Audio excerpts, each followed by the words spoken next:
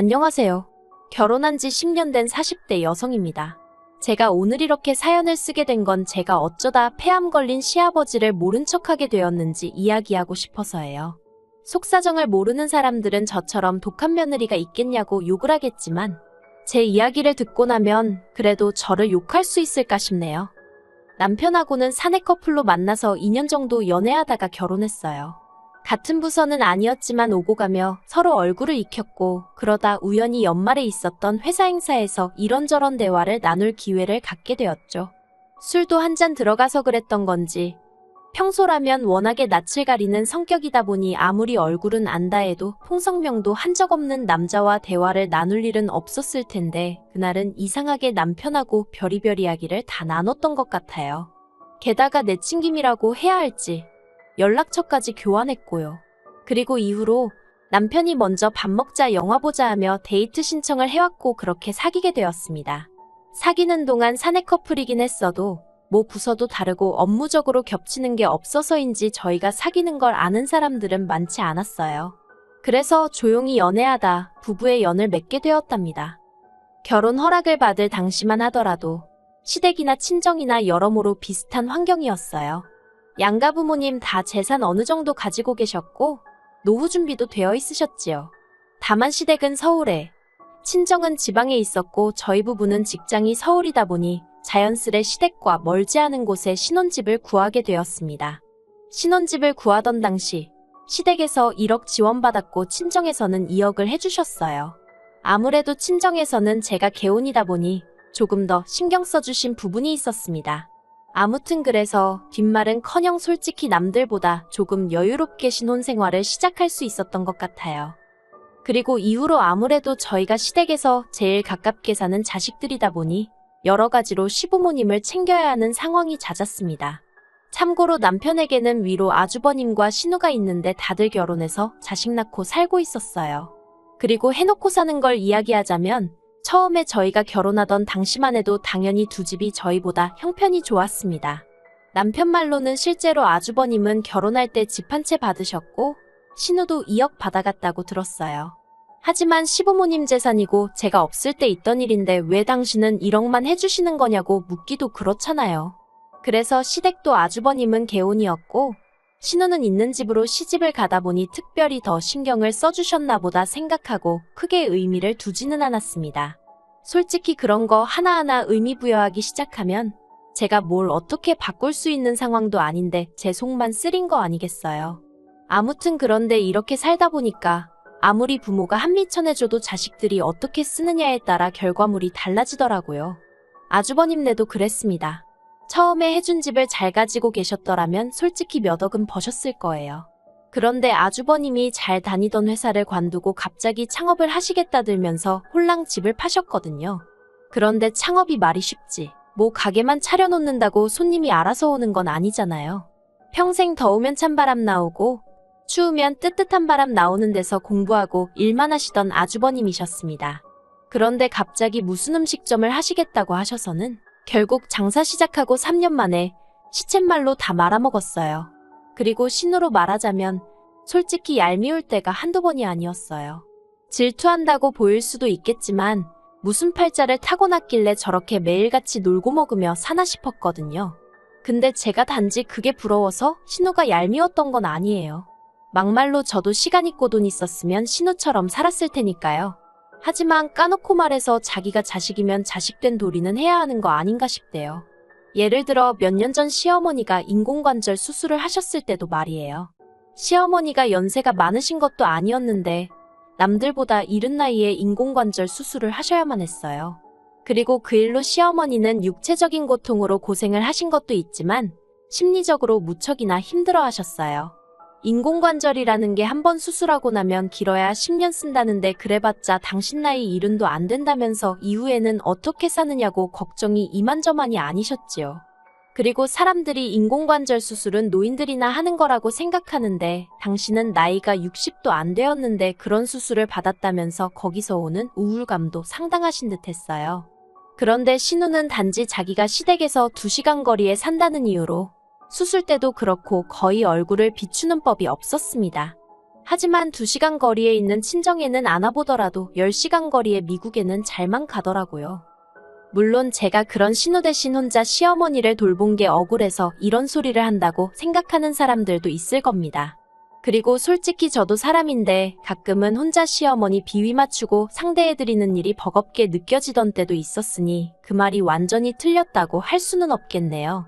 하지만 그래도 저는 저희 친정어머니도 워낙에 할머니를 지극히 모시는 걸 10여 년 가까이 옆에서 보며 자랐기 때문에 며느리로서 응당해야 할 일이라고 생각했어요.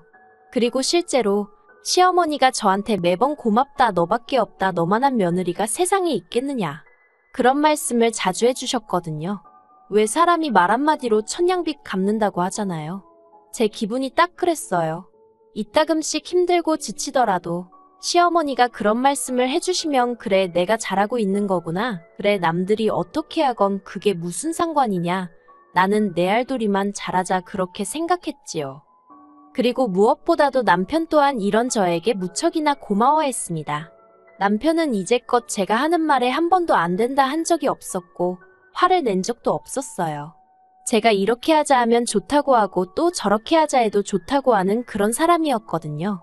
그래서 정말 나 하나 희생한단 마음으로, 억울한 마음보다는 보람찬 마음으로 지난 세월을 보냈는데 이렇게 시부모님한테 뒤통수를 맞을 줄은 정말 상상도 못했습니다. 작년 이맘때쯤이었어요. 얼마나 충격적이었는지 지금도 그날이 생생히 떠오릅니다. 그날은 토요일 아침이었고 전날 저나 남편 둘 다 야근으로 늦게까지 일을 했던 탓에 늦잠을 자게 되었지요. 느지막이 일어나서 브런치나 해먹자며 소세지 굽고 계란 후라이를 하고 있는데 옆에서 커피를 내리던 남편이 정말 대수롭지 않다는 듯 저한테 자기 우리 부모님이 건물이랑 땅 있는 거 알지? 하고 말문을 열더군요. 그래서 제가 아는데 왜? 하고 대답했습니다. 그리고 이때까지도 그 뒤로 나올 내용은 조금도 예상하지 못하고 있었거든요. 그런데 남편이 그 재산 며칠 전에 형하고 누나 앞으로 증여해 주셨대. 그러는 거예요. 솔직히 제가 평소에 시부모님 재산을 생각하면서 무슨 꿈을 꾸고 있었다던가 그런 일은 결코 없었습니다. 하지만 그 이야기를 들으니 순간 당황스럽더라고요. 그래서 아주버님하고 형님만 하고 되물었어요. 그랬더니 남편이 한다는 말이 응형은 장남이고 누나는 하나뿐인 딸이라서 그렇게 해주셨다네 하는 거예요. 그래서 제가 남편더러 당신은 아무렇지도 않냐고 물었습니다. 그랬더니 남편이 자기는 전혀 상관없다나요. 사실 저희 남편이 워낙에 욕심없는 성격이긴 해요. 그리고 지난 몇 년 동안 상황이 많이 달라져서 결혼 초와는 달리 아주버님에 비해서는 저희가 월등히 잘 사는 상황이었고 신혼해야 워낙 그쪽 시댁의 재산이 있으니 저희와 비할 것은 아니었지만 그렇게 치자면 저도 친정부모님 상황이 나쁘지만은 않았으니까 솔직히 속된 말로 딸릴 건 없다고 생각했지요. 하지만 그것과는 별개로 그간 저한테 정말 미주알 고주알 다 이야기하시던 시어머니가 그런 이야기는 쏙 빼놓고 안 하셨다는 것도 서운했고 제가 그간 시부모님께 어떻게 해드렸는데 하는 생각을 하니까 너무 섭섭하더라고요. 하지만 더 열받는 건 남편이 이후에 한 말이었습니다. 시부모님이 남편더러 저한테는 당신들 죽을 때까지 말하면 안 된다고 했다는 거예요. 그리고 이 말을 듣는 순간 남편은 별 생각이 없었다지만 저는 느낌이 딱 오더라고요. 돌아가시는 그날까지 효도는 나한테 받으실 생각이었나 보다 하는. 한편 그 대화를 나누고 며칠 뒤 시부모님이 저더러 제가 한갈비찜이 먹고 싶으시다며 전화를 하셨더라고요. 그래서 그럼 자리 한번 만들어서 밥도 먹으며 말을 해봐야겠다 싶었습니다. 그렇게 저희 집에서 저녁 식사 자리가 만들어졌고 남편은 시부모님께 티내지 말라고 했지만 저는 도무지 모른 척 넘어갈 수가 없었기에 유산 이야기를 꺼냈어요. 그런데 제 말의 요지는 왜 저희는 안 주셨냐가 아니라 왜 저한테는 숨기셨냐였거든요. 솔직히 저한테 남편한테 말씀하셨듯이 아주버님은 장남이고 신우는 하나뿐인 딸이라서 그렇게 챙겨주고 싶다 하셨으면 서운하긴 했겠지만 제가 안 된다고 하진 않았을 거예요. 말 그대로 그 재산은 시부모님 재산이니 제가 이렇게 저렇게 하시라고 말할 주제가 못 되잖아요. 그렇지만 그래도 저한테도 이야기를 해주셨으면 좋았을 것 같다고 말은 해야겠다 싶대요. 그래서 시부모님께 제 생각을 조심스레 전했습니다. 그런데 시부모님의 결론은 며느리는 며느리일 뿐인데 왜 시댁 재산에 관심을 갖느냐였어요. 며느리는 피를 나눈 가족은 아니지 않냐? 그러니 유산상 속에 있어서는 며느리는 나설 자격이 안 된다나요?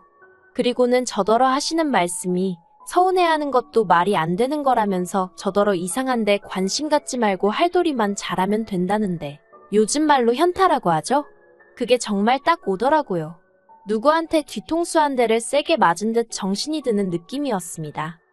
그래서 그날 정말 식사를 코로 한 건지 입으로 한 건지도 모르게 하고 시부모님이 집에 가신 이후로 남편에게 당신도 들었지 않냐며 나는 완전한 의미의 가족은 아니니 앞으로 그렇게 알고 살겠다 했어요. 나는 며느리로서 이 집에서 권리는 없고 의미만 있는가 본데 그런 역할은 못한다고요.